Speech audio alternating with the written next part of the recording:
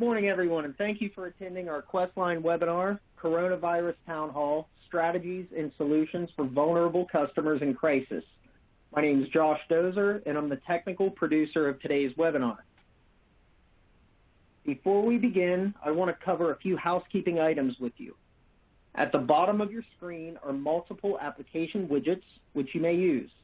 All of the widgets are resizable and movable, so feel free to move them around to get the most of your desktop space. We encourage you to ask questions during the webcast, and you can submit them through the Q&A widget. We will allow time to answer these during the webcast, but if a more in-depth answer is needed or we run out of time, questions will be answered later via email. Some networks may cause slides to advance more slowly than others. Therefore, we recommend that you log off of your VPN. If your slides are behind, simply push F5 on your keyboard to refresh your page.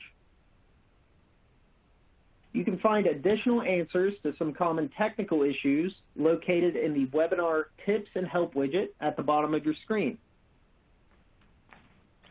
We will be conducting polls throughout the presentation and would greatly appreciate your participation. Poll questions will display as pop-ups on your screen. Be aware that you are not the only participant today. The names of other attendees are not being shown to you for privacy. With that said, I'd like to introduce today's host from Questline, Dave Ream. Dave is President and CEO of Questline. And at this time, I'd like to go ahead and turn it over to Dave, who will get things started for us today. Thanks, Josh, for the introduction. Good morning to all. Today's COVID-19 Energy Utility Town Hall meeting is the fourth in a continuing series from us at Questline. The intent of the series is to share, as energy utility communicators, strategists, planners, frontline customer service professionals, and marketing specialists, one another's insights and experiences so that we can better address our own customers' needs and expectations resulting from the COVID-19 crisis. In the last town hall, Questline's team of client-facing communicators, marketers, engagement specialists, and content producers shared what they had learned during the last month to best engage, communicate, and bring value to their customers and to your customers through and with us.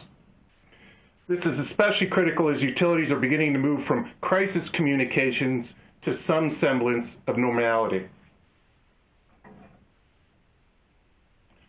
Today's town hall focus is to provide insights and perspective on how utilities are planning, strategizing, and beginning to implement solutions to address the effects and implications of COVID-19 on their vulnerable and newly vulnerable populations. As part of this, the utilities' revenue implications as well as the communication outreach efforts will be highlighted. Our agenda will begin with a roundtable panelist discussion with two energy assistance experts at BG&E and Georgia Power. It will continue with strategies and solutions with today's co-host, Jamie Wimberly of DEFG, and Questline's VP of Content and Creative, Brian Lindemood. We will finish it up with a Q&A open forum session. As your host, I want to once again acknowledge all of you and your efforts as planners, communicators, customer service professionals, strategists, and more, as being and on the front line in supporting, servicing, engaging, and even partnering with your customers. All of us at Questline see the effort and compassion that you are expending and empathize with many of the untenable financial and service support situations you, your teams, and your utilities are now facing.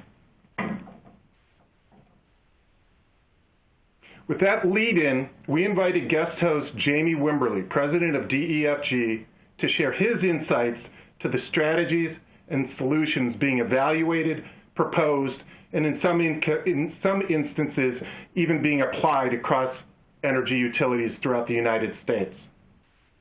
I personally have known Jamie for many years. He and his company are leaders in assisting and consulting with energy utilities to efficiently and effectively provide the services, support, and resources for the most vulnerable populations.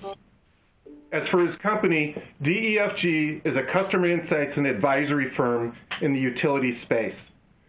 Through collaborative research, data analysis, peer-to-peer networking, DEFG helps its clients achieve ways to better serve their customers. Welcome, Jamie. Thanks. I'm really looking forward to this discussion. All right. We typically begin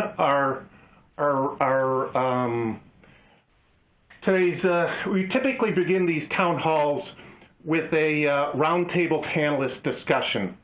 Today we invited David Kahn, Energy Assistance Program Director at BG&E, and Danny Johnson, Energy Assistance Manager at Georgia Power. As energy assistance leaders at their respective utilities, Dave and Danny will provide some insight into their utilities' plans and programs for their vulnerable populations with COVID-19. So if I could, I'd like to begin with Danny. Danny, could you share a little bit about yourself and your role at BG&E, and especially as it relates to some of the approaches taken at Georgia Power, to assist its vulnerable customers during the crisis? I'll be glad to take a shot at it now. Thanks for the introduction. Good afternoon, everyone. I didn't realize I was going to be changing utility companies, so maybe I need a new slot. I know. I had your colleague out first, but I'm going to bring him in second, it looks like.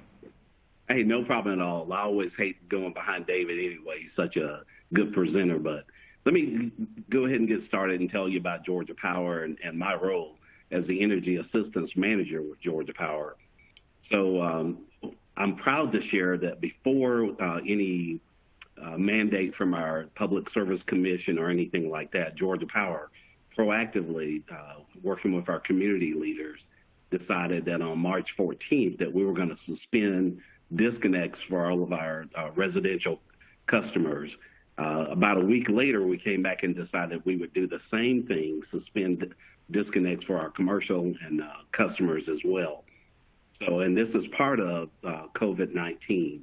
So we waived all late payment charges. We suspended, as I mentioned, disconnects. We waived reconnect charges for customers. And we also went back and identified any customers who we may have disconnected prior to the moratorium going in place. And we restored service for that customer base as well. We suspended our proactive disconnect phone calls to customers. We suspended mailing out disconnect postcards to customers. We also identified that we had about 60,000 customers who were identified in our billing system as cash-only customers.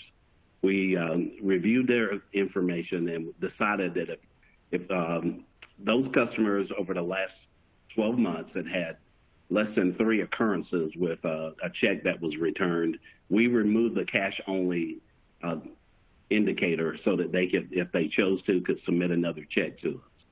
So that was a big win for our customers and certainly our communities. We also, and you'll have to tell me how far you'd like for me to go, or I'll keep talking forever. But I really want to tell you. Keep going. If I feel like I want to hone in on a certain portion, I'll jump at you as well. Okay. All right. Cool. So we really tried to focus on making sure that we were listening to our community and our customers. My team and I work with our community and faith-based organizations, and we also have an awesome group called the Georgia Community Action Association. That's 20 members strong around the state that utilize LAHEAP funds to help customers in need. So we really try to partner with them and make sure that we were lockstep with what their needs were. In many cases, we help them identify some additional needs that might be needed or options that might be needed. I'm also proud to tell you that Georgia Power has a project share program that we've had in place since 1985. And for those that may be my age, if you think back to 1985, Michael J. Fox and Back to the Future, that movie came out at that time. So that's how long the program's been in place. We've generated over $70 million with this project share program. And So what Georgia Power does is we will match customer donations up to $1.5 million. So we have typically about between 32,000 to 35,000 customers who donate through their electric bill to our Project Share program. We utilize those funds to help customers who may have a financial need. We also help with rent. We help with medical needs through the Salvation Army. So it's Georgia Power's Project Share, but it's actually administered by the Salvation Army. In addition to that, as we started to realize that there were going to be major furloughs and layoffs, our Georgia Power Foundation donated $1 million, and that $1 million went to 3 key customer segments. Customers who we knew would have food insecurity. We wanted to also deal with the homeless situation around the state of Georgia, and then certainly those displaced workers that were going to be furloughed, and in some cases, unfortunately, maybe not have their job return for 6 to 8 weeks. So we proactively started looking for ways to add additional money to help our community. What you talk about additional money? Is there additional outreach, additional programmatic efforts, additional initiatives considering that expanded population? Yes. So thank you for the follow-up question. We certainly started focusing on outreach. So we have a proactive communication plan that's in place. We use our Georgia Power website and social media to communicate. Additionally, the Energy Assistance Team, we took an approach that in 2016 we had 131 business offices around the state.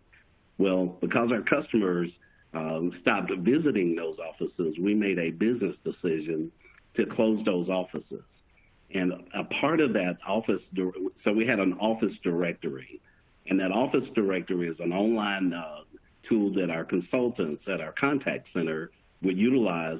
So if a customer called in and they said to us that they were struggling and maybe needed some assistance, we would utilize that office directory to direct our customers to a church or a government or community-based organization that could provide maybe some financial assistance.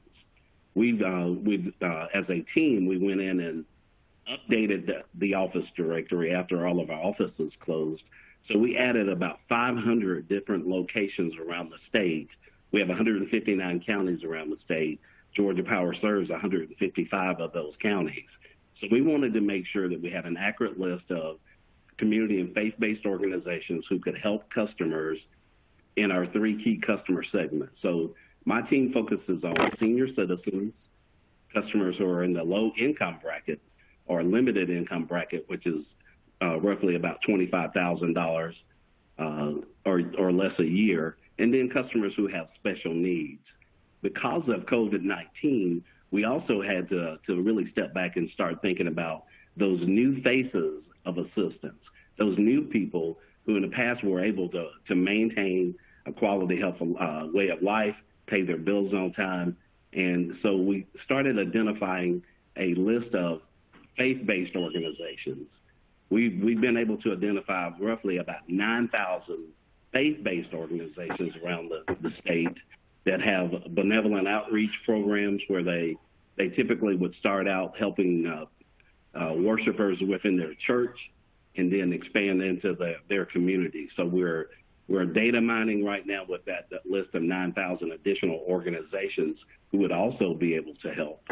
As a part of our rate case last year, I mentioned in 2016 we started closing our business offices.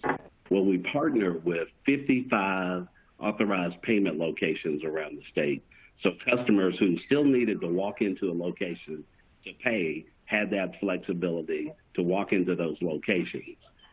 There was initially, when that program was created, there was a fee required of $1.50. Well, we eliminated that fee of $1.50 so that those customers who needed to have their dollars go further could actually now not have to worry about paying a fee to make a payment toward their utility bill. That $1.50 also goes toward now their energy service. We've also deployed. Yes. Thank you. I didn't realize all those things were in play at Georgia Power. Could I turn just a little bit and ask you a little pointed question on?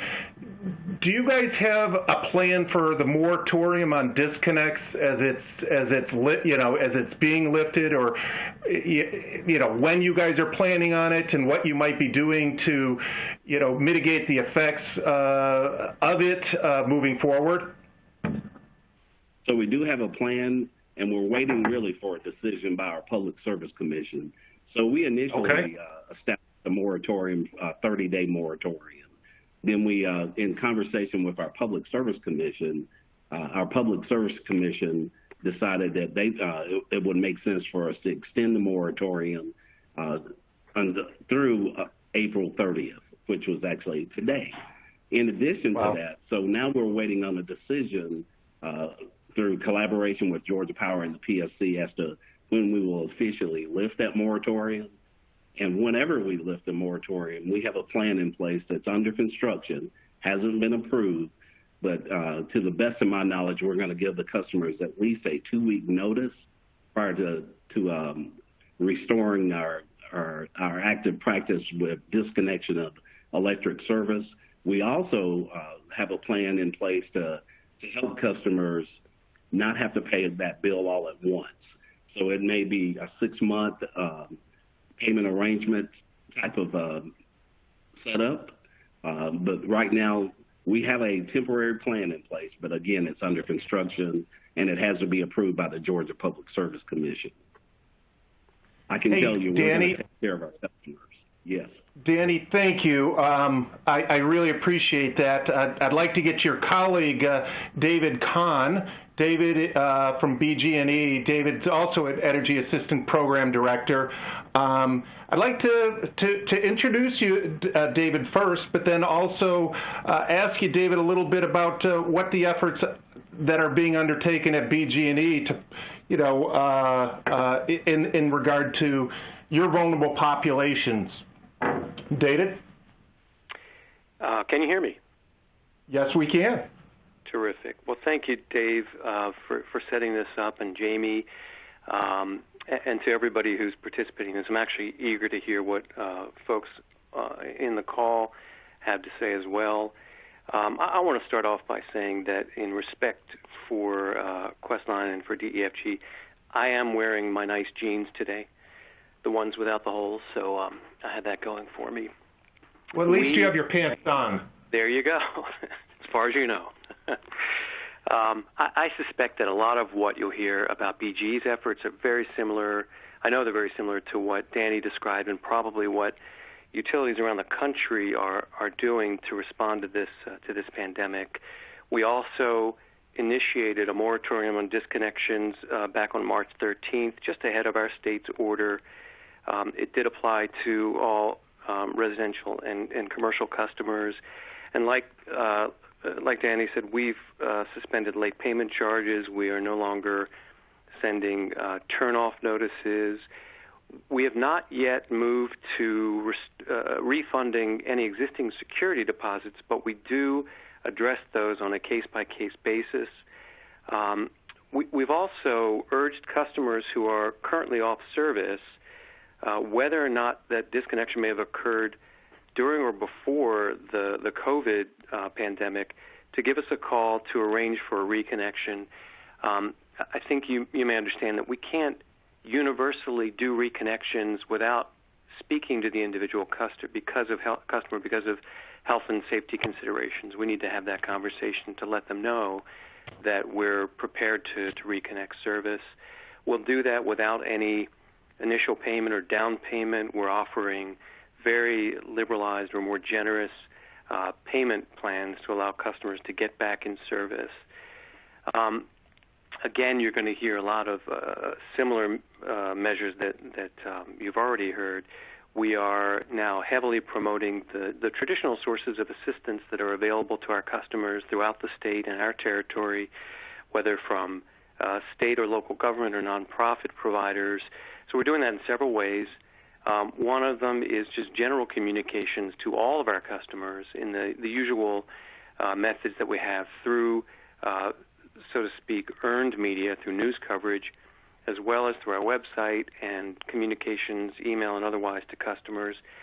We're also about to launch a more specific campaign of outreach to customers that we believe are eligible for energy assistance through a variety of consumer data that we have, but who have not yet availed themselves during the current program year by applying for assistance. So we want to let folks know, and particularly those who've just recently experienced financial distress, how to apply for assistance, where to go, what the process looks like. We're going to be sending out, as an example, letters with the state energy assistance. This is our state LIHEAP program, application, a reply envelope, instructions where to find their local energy office.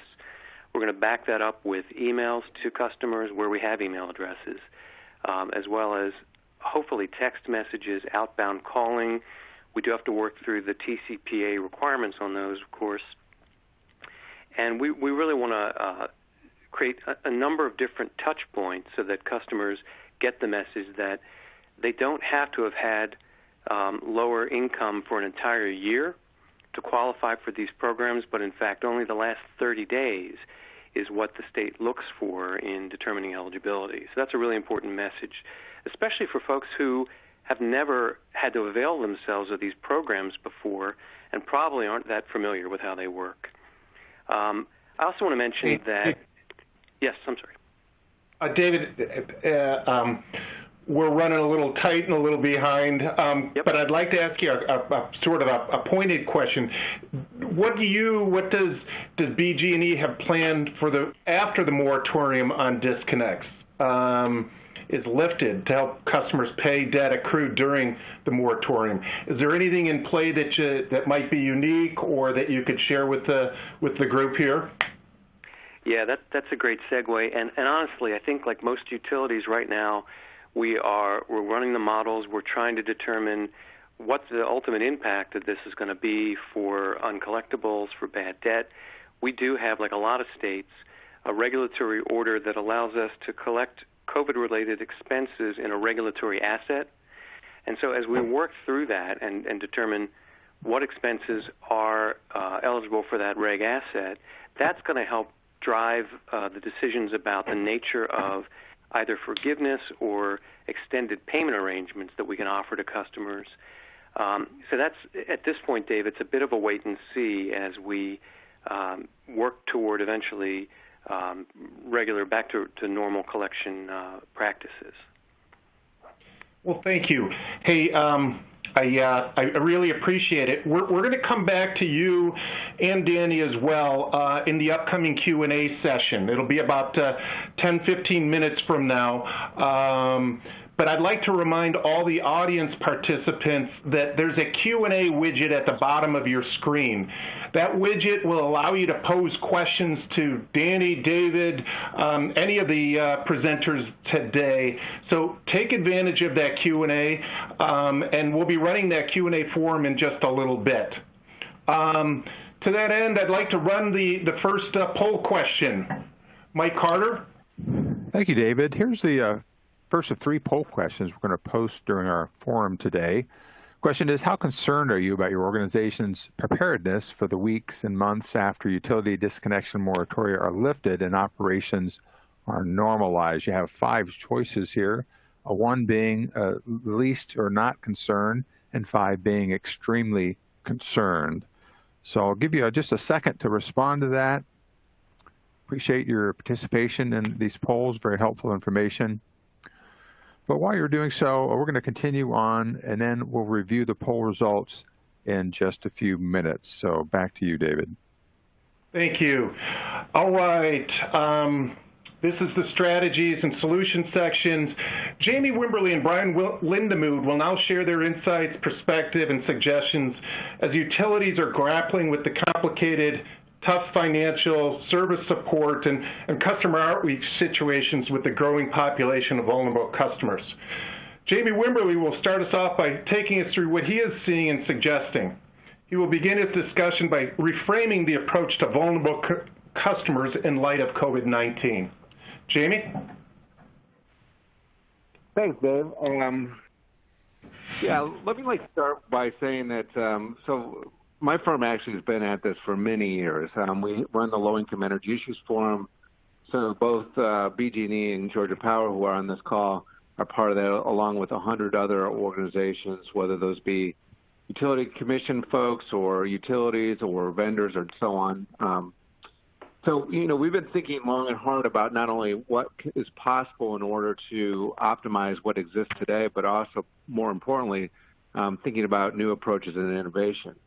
And then comes along this COVID pandemic, which is, both a public health crisis, but it's also increasingly a financial one.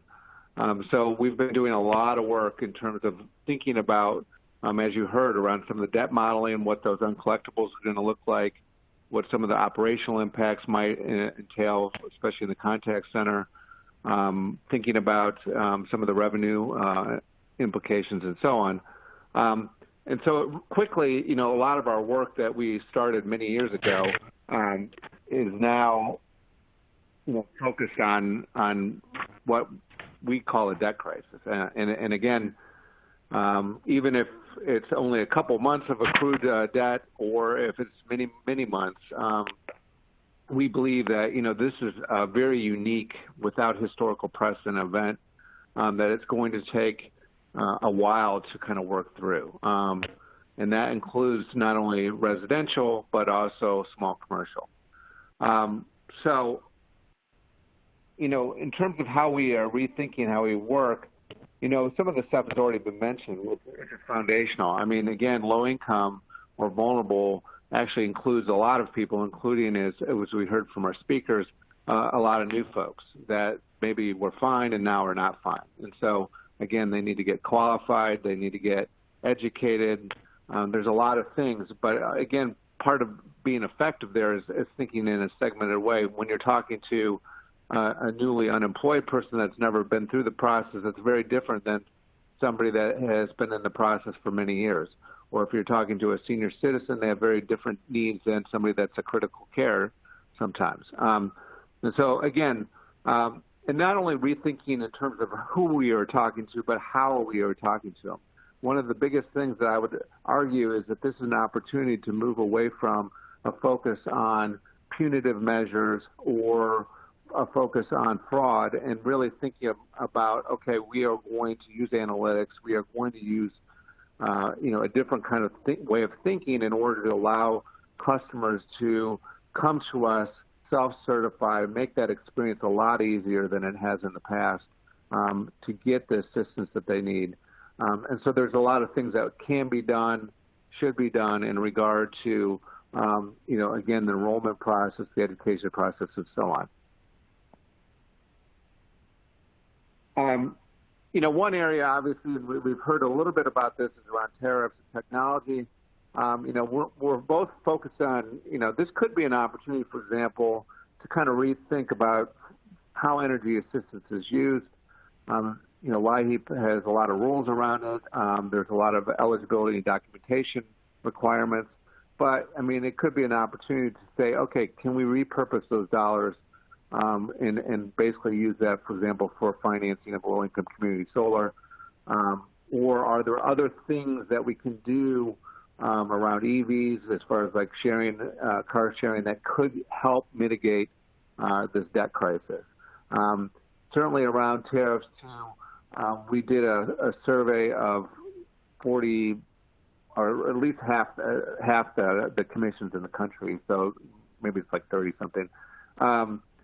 And we asked at point blank, are you looking for new approaches? And we tested a couple of different ways of looking at it from a tariff perspective, and they are definitely open to new approaches by far. The survey results are very indicative of, yes, let's in some cases, let's think this through, but, generally speaking, yes, let's have some new approaches. And so they're kind of expecting some new things from utilities. And as part of, as David said, in terms of that regulatory process and the thinking about the regulatory asset. Another thing that we're looking at are programs that engage. Again, these probably would take a little bit longer in terms of the design process and implementation, but I think, again, they're really worth looking into. One of, we're going to hear more about using security deposits, freeing up that cash. This is a liquidity issue as much as anything. So insofar as that there's a pot of cash out there, I think it bears us thinking about how we can cover the default risk and get more dollars in more people's hands, and that includes small commercial. I think there's also an opportunity through good bill pay to, help people not only with the immediate concerns around, paying that bill, but also their credit issues. We've done some interesting things around $1 a day, which was kind of an incentive or gamification that drove pretty big dollops of savings, and so on. So there are a number of things that programs that would be either twist on what exists today or new approaches that actually I think could be very engaging with those segments that we talked about. And then there's billing and payments. Many of you know that we've spent a lot of time thinking through payment strategies in different iterations of using data coming off of Smart Grid in order to do some different things around payments. We've also been working to kind of really think about what that payment infrastructure, so where people go to pay and how they pay. And there's a lot of cool things that are happening that are directly relevant to this population, especially if they're paying in cash. So there are things that we've definitely uncovered. I mean, again, traditionally the biggest concern for a low-income person was certainty. They hate surprises. Again, their lives are already on the edge as it is in terms of the economics of living paycheck to paycheck with no savings whatsoever. So, surprises, again, are very difficult for them to manage. I would imagine a lot of these folks that were living on the edge anyways are going to be in serious trouble in terms of trying to manage this crisis and paying their bills, and not only the utility bill, but all the bills that they have to pay. So, again, there's a premium that we need to put on bill pay as a way to manage the debt crisis. So when I thought about, this is leading up to my top 5 things. So I wanted to give some very practical advice to you. But, in thinking about this, these are the factors that I was considering. For any measure, what was the extent of the economic impact? So how much benefit did we provide to those customers? Who are we touching as far as the spread of impact? How fast can we implement this? Because we don't have a lot of time.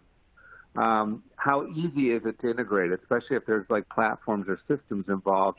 Is that a fairly light touch, or is that going to take some time? Really, what are the metrics, and how do we think about effectiveness? So there's a lot of things that we can do, for example, and we will do, for example, around payment arrangements. I know most of my utility clients that is one of their primary tools to try to get through any crisis or any bill pay kind of thing, and yet 85% of those arrangements are broken. So even traditionally, when we look at things that have been done, like payment arrangements, and again, don't get me wrong, I mean, that is a part of the portfolio, but how effective is that really? What is the customer experience? Again, there's a lot of anxiety out there. And that's not just going to go away. That customer experience needs to be, we need to continue to focus on making that better and easy, because otherwise it's just going to drive more anxiety. And finally, as was mentioned, I mean, there's a lot of policy and regulatory considerations. So I took all of these considerations in play to present to you what I consider to be our top 5 list. So these are the 5 things that if I were you, this is what I would do, or at least would consider. First, as we've heard, if you have any fees, eliminate them or waive them for now at least. I would argue that this is a great opportunity to finally put convenience fees for those, those $1, $2, or $3 that people are charged to pay the utility, and that's a pass-through. I mean, if you are charging that now, I think the regulator is going to be open to at least in a temporary fashion to socialize those into the base rate. Second, as I mentioned, we need to really start to be proactive, as David Kahn was talking about, in terms of identifying who are we trying to help here, who needs help, allowing it, as far as that customer experience, to be much more around self-certification, auto-enrollment. There's a lot of people that are getting assistance right now. And traditionally they would have to sign up again in order to continue to get that assistance or get requalified. For now, why don't we just start auto-enrolling in them and informing them that we did that? 3, as I mentioned, there's a lot of money, millions, hundreds of millions of dollars in security deposits that are being held by utilities right now to cover default risk, and I get that.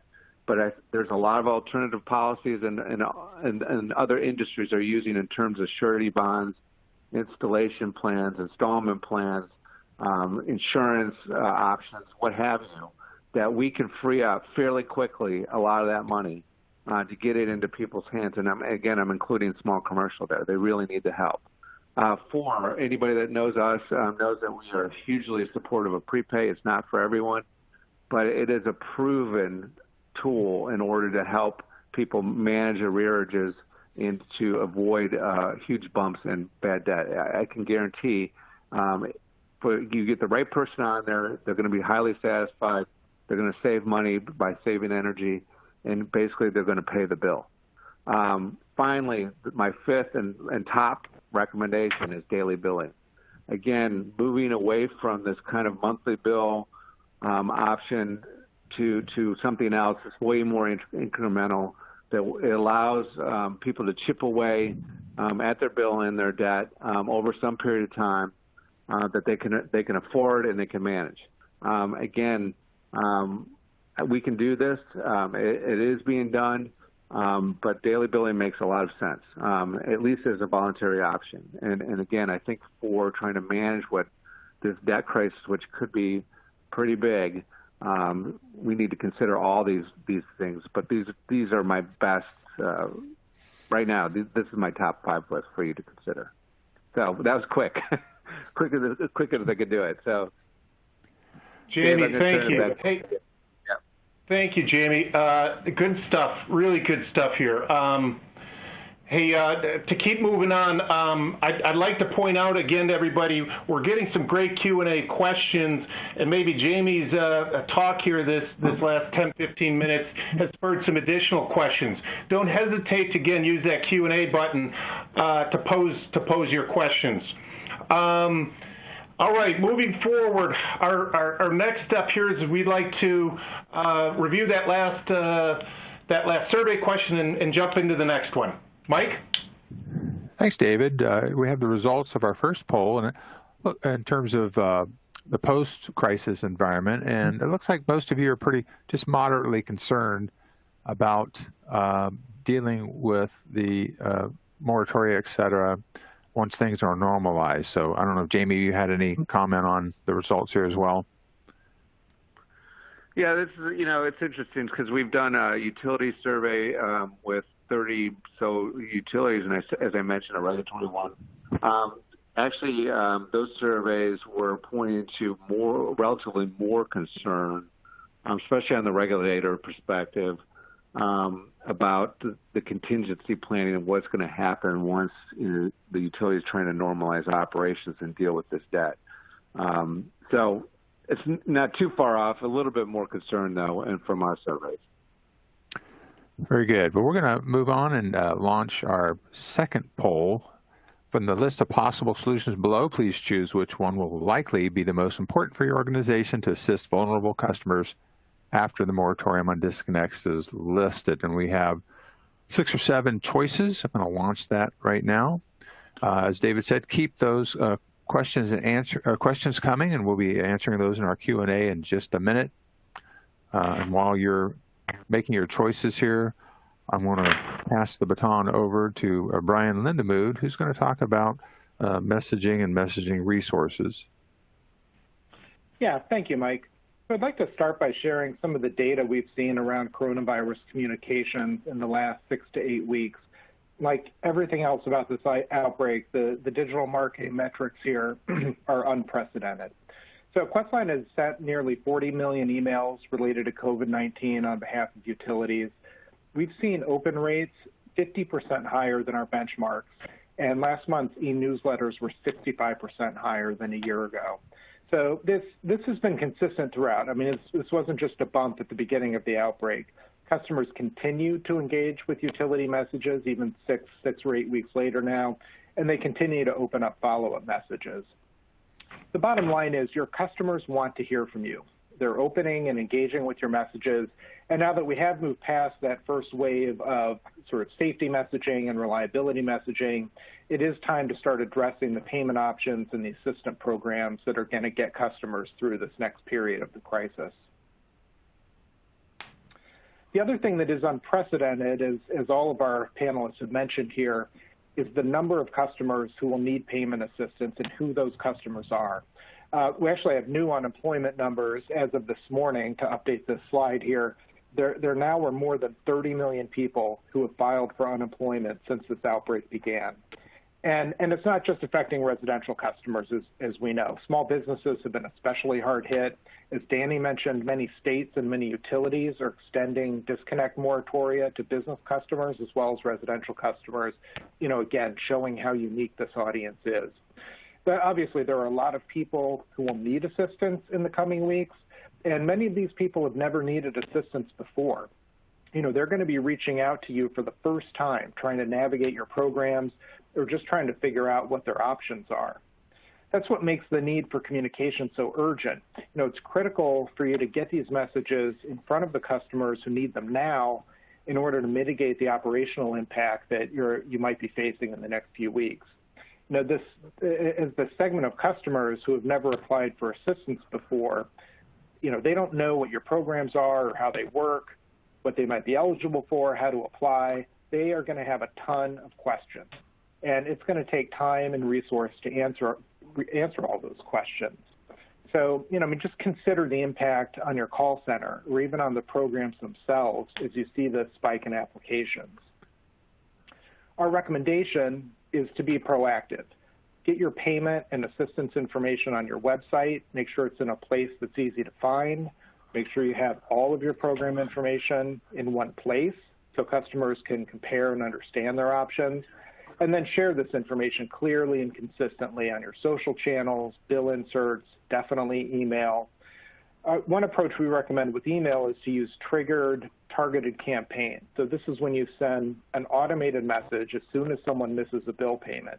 These are customers who need the help, or at least they need information about it, and you want to get those payment options in their hands as soon as they're late with that first payment, so they can hopefully get on track and not fall too far behind. I want to share a couple examples of content and messaging that we've created around these topics. This is a piece that we created working with DEFG's Low-Income Energy Issues Forum. This is a checklist that walks through the process of applying for LIHEAP Assistant and all of the documentation that you need to apply. As we all know, LIHEAP is not an easy program to explain. So the goal here is to sort of break that out visually and just very deliberately walk through the steps. This would be a good approach to take, not just with LIHEAP or traditional low-income program, but any new assistance programs that come out of the new crisis, and make sure, again, that we're, for a new customer, clearly walking through the process of applying for that. This is another piece that we created with DEFG's Low Income Forum. This infographic is not program specific. It's about saving money, taking control of your energy bill through simple efficiency measures and tips. So in this case, we're identifying a vulnerable population and offering ways to save money without tying it directly to program eligibility or something more specific. Questline has produced a number of content assets specifically around the coronavirus outbreak. The idea here is that if you're spending more time at home, perhaps you're using more energy because you're working from home now, you want to take control of your energy use now before you get that next bill at the end of the month. Again, we're being proactive. We want to offer this information to be helpful and hopefully reduce the need for assistance later on. Similar to that last piece, this advice is about simple home improvement efforts customers could make while they're spending time at home. Again, we're trying to be proactive, reduce energy use now through efficiency, and minimize that impact on billing and payments later. Finally, I mentioned earlier the recommendation of sending automated emails as soon as someone is late with a payment. This is an example of a campaign we created around that. With messaging like this, you want to be supportive and helpful. You obviously understand why customers need assistance right now, and you want to be sensitive to that in the tone and the voice of your messaging. But you always want to be clear in directing them to assistance as quickly as possible. Again, the need to communicate, the need to connect customers with this program information, with this assistance, is urgent. There's not much time to get in front of this before it does start to impact your call center and other operations. Thank you, and with that, I will pass it back to Mike. Thanks, Brian. Here's the results of our second poll, and it looks like of all the possible solutions below, the one most likely to assist vulnerable customers after the end of the moratorium is payment arrangements, followed by changes in credit and collections policies and business rules. I think we'll have some additional questions about that in our Q&A session as well. Last poll question for today: what should be the focus of messaging to the newly unemployed that Brian was introducing as a important focus? There's 5 different choices. I'm going to launch that. Appreciate you picking the one that you think is most important. And while you're doing that, I'm going to turn it over to Dave to kick off our Q&A portion of our forum.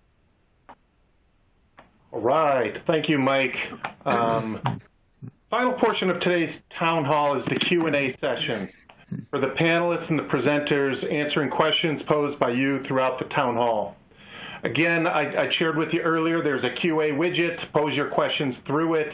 Our team has been culling and curating those questions and are ready to spring them on Danny, David, Jamie, and Brian. Before I do that, I'd like to just say we're running a little late with the Q&A portion kicking off. Normally, we like to start this about 10-15 minutes earlier. As a result, we're going to extend, just as an FYI, we're going to extend the total event from 1 to 1:50, or I should say by 15 minutes, from 12:30 Eastern Time to 12:45. So I realize a lot of you might have to leave right at that mark, but we are going to continue answering questions.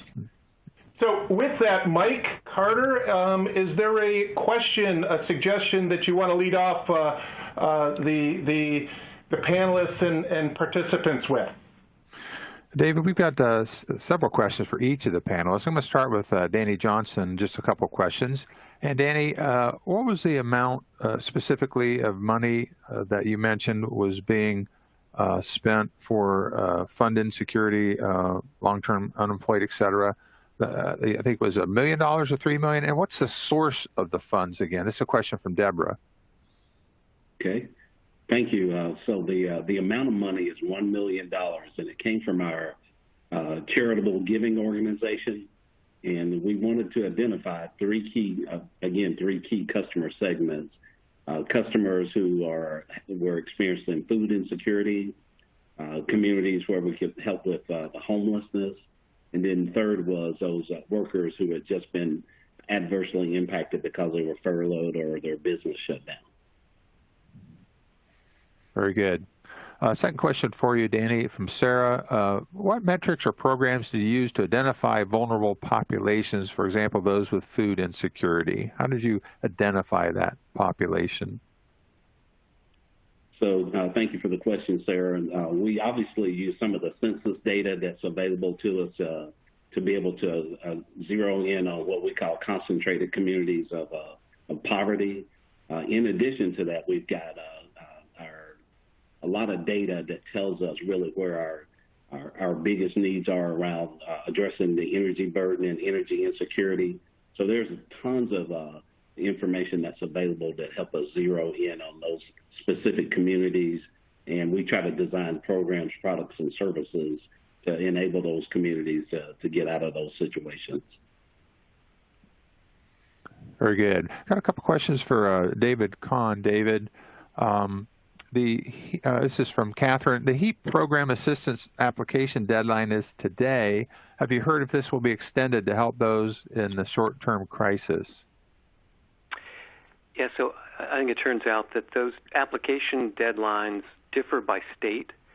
I can only speak to my state, which takes applications up through the middle of June, but then really allows after that date to apply for the next fiscal year, which starts July 1. So I think probably best to check with your local LIHEAP agency. Okay.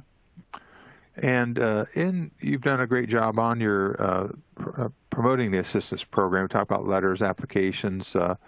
Was that just in English language, or how many different languages did you use in those communications? Yeah, so the main mailing that we're putting out will be both in English and Spanish. I believe outbound dialer calls we do include a Spanish option as well.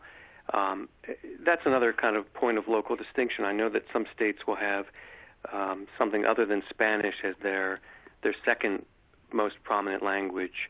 I don't believe the email or the text messages that we send out will be in anything other than English.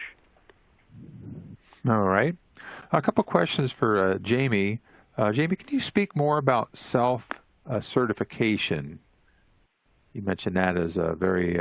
Sure, yes. I mean, in a nutshell, it is traditionally there's been a focus on fraud, and that's actually a very small percentage of customers who are trying to game the system or commit fraud, and yet it's had I would say, too much of an influence on basically a documentation or other requirements in order to get energy assistance. I know that we can, and it is being used to use more data, either within the utility or outside of the utility, analytics, in order to allow for, self-certification, meaning that you're allowing customers to stay what their income is, basic information, and have a much better screen to allow for whatever that customer is trying to achieve to do so faster.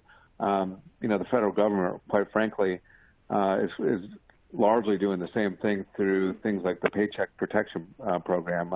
They're basically allowing people to self-certify different bits of information, going through a quick screen through the bank, and then the assistance is hopefully going to get out sooner. But it's still, so yes, it's using analytics in a much smarter way to define really what that security risk is, and allowing for quicker and better distributions of assistance to customers. Very good. Second question for you, Jamie, maybe for David and Danny if they wanted to jump in, but what third, and this is from Margarita, what third-party data sources are used to ID low-income customers? Well, there's a lot of documentation that's required, and it varies by state. But David Kahn, why don't you address that first? Yeah, I think there's a lot of ways to do that. What we've done. So we've had a traditional midwinter energy assistance mailing that uses consumer data that we lease, if you will, from one of the many consumer data companies out there. You've all heard the names like Experian and others. And what we've done is sort of built a model that takes a number of different data elements or factors. It could be length of time at a premise, own versus rent, a variety of other factors. And then from that, we model based off of the population of customers that we know are low income because they're already getting energy assistance. And that allows us to extend that profile out to the rest of our customer base who we don't know. and through that identified the ones who are most likely to be at or below the income limit to qualify. So we use that model, and again, you can lease this data from many different companies to try to find folks who have not applied for assistance, who we think are eligible. Very good. Question now for Danny and maybe David as well. I know, Danny, you talked about your Public Service Commission input on some of your decisions here. The question from Martin is, does your commission have authority to socialize all or a portion of arrearages and or bad debt? All right, so David, if you don't mind, would you repeat the question again for me? Yeah. Does your commission have the authority to socialize all or a portion of arrearages and or bad debt? They're going to step in and maybe have that spread, socialized amongst all the customers, for instance. So I'm not going to use the word socialize. What I will tell you is that we have an accounting order that's in place right now for us to document through COVID-19 what the debt to customer ratio is, and at some point we'll make a decision. It's really kind of what most utilities do with storms. So you have an account number that's established so that you can track it and then go back and really determine how much of it could be shared with your regular customer base. So all of that's under construction, and we are doing a really good job of trying to make sure that we understand what the impact will be after the moratorium's lifted, and then I'll have better information to share with you. Okay. Danny, you'd mentioned that Georgia Power has suspended disconnect and fees. And so I got a question from Gina. What's the rationale behind not sending past due or disconnect notices? Obviously, moratoriums will prevent disconnection, but there's a concern that without the reminders that customers will forget about their bill and usage. Could you comment on that? Yeah, so we're sending our normal bill reminders. So we're still in the billing process. What we're not doing is sending that disconnect notice to a customer to create any additional stress.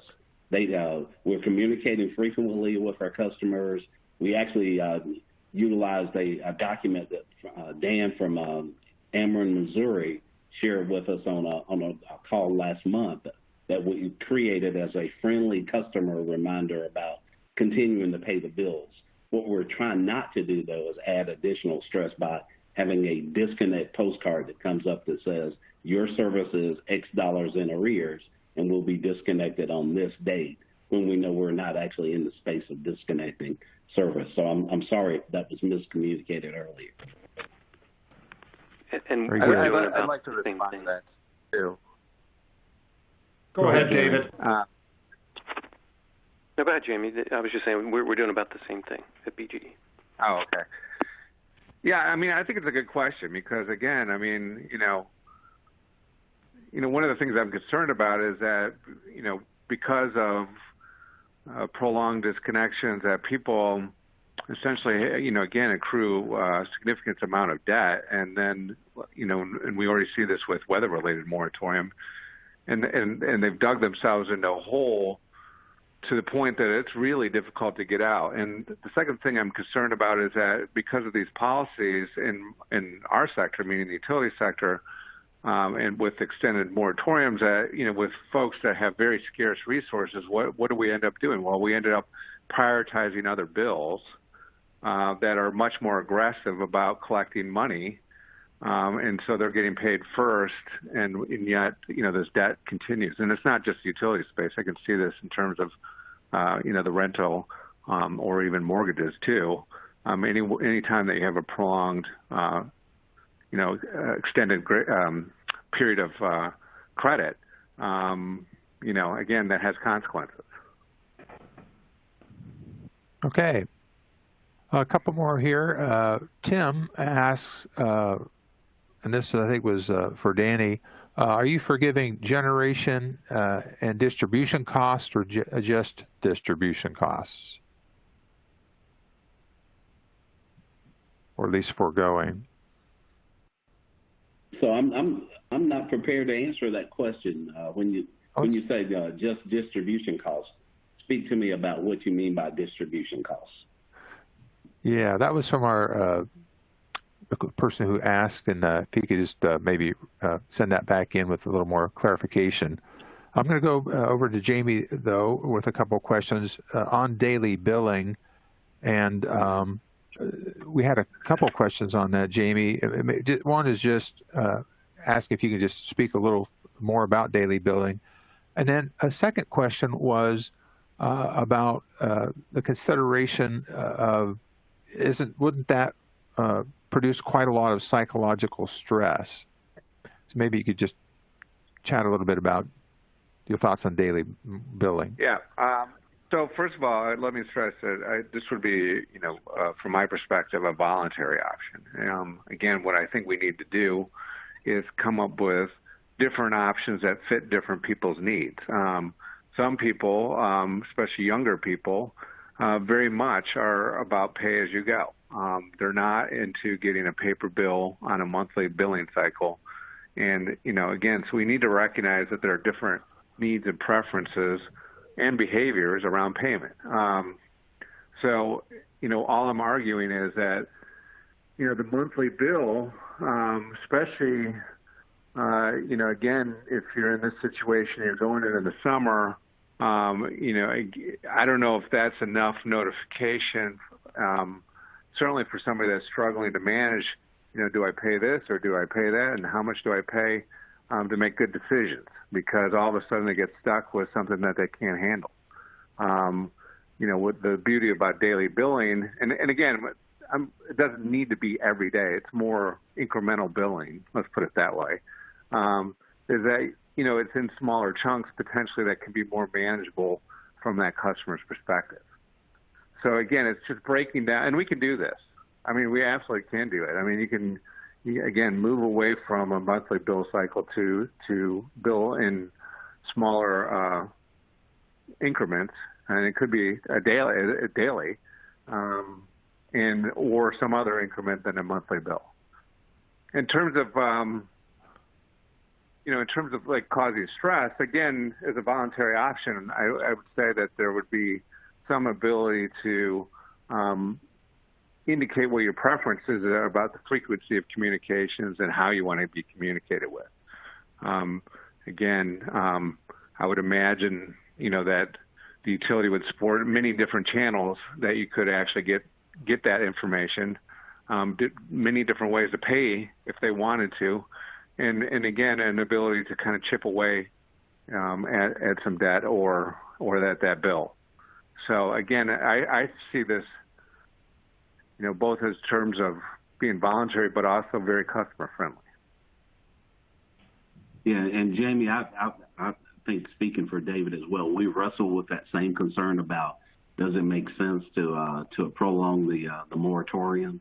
But at the top or the height of the crisis, I'm confident that we made the right decision at Georgia Power not to disconnect service until we gained a better understanding of how the healthcare crisis was going to impact not just Georgia, but the entire country. David Reed, do we have time for one more question? We do. I'd like to pose a question to both Dan as well as David. We're talking about low income and payment assistance, and is there messaging that you guys have put in place for landlords, property managers? Because a lot of times the payment isn't aligned up with the low income individuals. It's really lined up through those landlords and property managers. Just wanted to hear your take on that. So I'll just add a quick note about that. In our state, even if even if a tenant is not a BGE account holder, they can be eligible for one of our state assistance grants. And so we want to make sure that tenants understand this, that even if they don't have a BGE account, they should apply for assistance, at least get one of those grants. Honestly, we have not had communications with landlords they would not be eligible for most of the grants that are available in Maryland. Danny, I'll turn to you for that. That's the same way here at Georgia. We've had little to no communication with landlords. Okay. Go ahead, Mike. Yeah, I just got to wrap up here with one question. I think it's a good one from Nat, and that is for all the speakers here, if you could communicate one fact or message to small businesses or commercial customers, what would it be? Dan, you want to try that one? Would you repeat the question for me one time? Yeah, if you could communicate one fact or message to small businesses or commercial customers, what would that message be? Well, I would tell you that we value and appreciate their contribution to to our communities and to our economies, and please make sure that they get in and get, if they can, the SBA loans. Try to work with local Chamber of Commerce organizations or anyone that can help them get loans. They're critical to our operation. The other part of this is reach out to us if you need to make a payment arrangement or we can help you in any way. Make sure you reach out to your utility companies before you make a decision that about going out of business or anything like that due to any arrears amounts that you might have. Yeah, I agree with that 100%. And the only thing I would add is please reach out to us early before the bill gets beyond the point where you feel you can manage it. I hope that our customers of all kinds come to realize that we want to work with them. We don't want to be considered the enemy. If they only let us know what their situation is, we really are eager to talk with them and try to work out arrangements.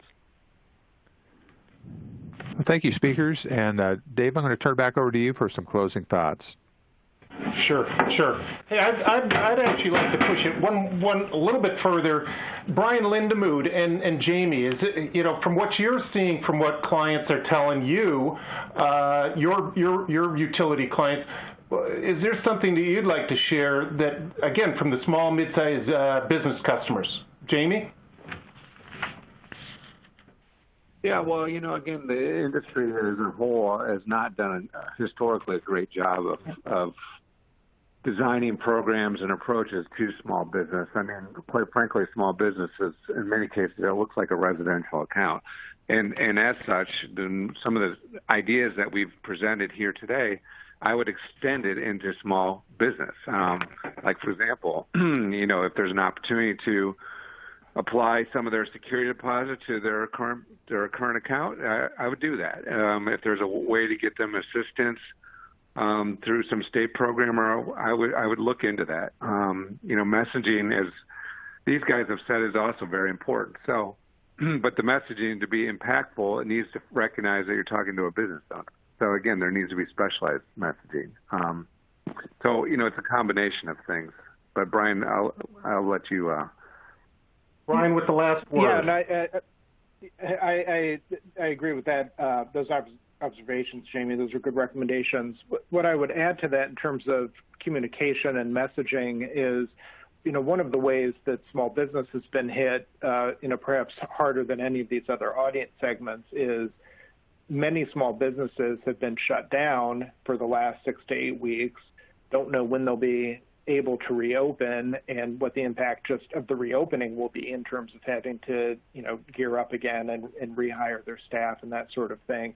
And so they're perhaps the audience that's least able to weather that kind of shutdown and are most directly affected by it.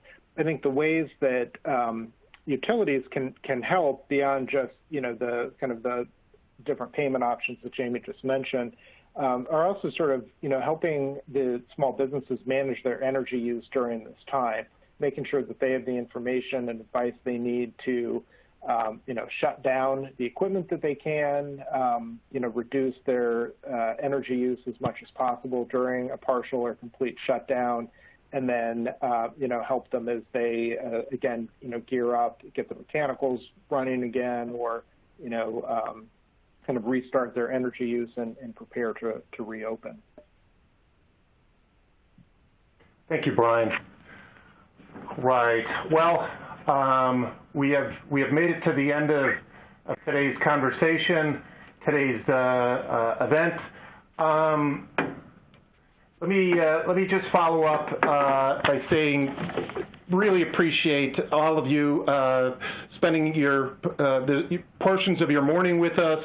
I'd like to thank again Brian Lindemood and Jamie Wimberly from DEFG. Super helpful guys, good stuff. Panelists, David Kahn and Danny, really thank you so much for being part of this. I know from past experiences, your experience, your expertise goes a long way in shaping and helping other communicators, engagers, program managers, so thank you. As a final, be on the lookout as a follow-up to today's conversation. Be on the lookout for a follow-up email that'll have all the playback for today's event, as well as any appropriate links that might get you value. If we weren't able to answer your question, you should be expecting us to be reaching out to you over the next few hours, trying to dig into your question and address it. And with that, Josh, I'd like to turn it back to you. Thanks a lot, Dave. And just wanted to take a moment to thank everyone for taking the time out of their day to participate. Just to reiterate what Dave said, the presentation materials, which will include the playback link and a PDF of the webinar, will be emailed out within the next couple of days. Should you have additional questions or feedback for us, please don't hesitate to reach out. We hope to see everyone at our next town hall discussion. So thanks again for attending, and everyone have a great day.